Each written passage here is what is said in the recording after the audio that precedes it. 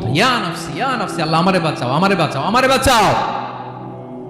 কাঁদতে কাঁদতে মানুষ হয়রান হয়ে যাবে, এ নাকি আবার আরেকজনের বাঁচাবে।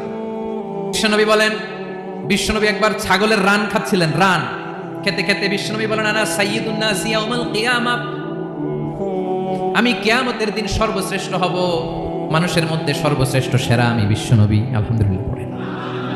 বিশ্বনবী বলেন, সেদিনটা বড্ড ভয়ঙ্কর, সেদিন কেউ কারো কোনো উপকারে আসবে না, বন্ধু বন্ধুর কাজে আসবে না, স্ত্রী স্বামীর উপকারে আসবে না, স্বামী স্ত্রীর উপকারে আসবে না, পীর সাহেব মুরিদরে বাঁচাতে পারবে না, মুরিদ পীর সাহেবরে বাঁচাতে পারবে না, নেতা কর্মীর পরিচয় দিবে না, কর্মী নেতার পরিচয় দিবে না, ভাই বোনকে চিনবে না, বোন ভাইকে চিনবে না, বাবা তার সন্তানকে চিনবে না, মেয়েকে দেখে মা দৌড়ে দৌড়ে পালাবে।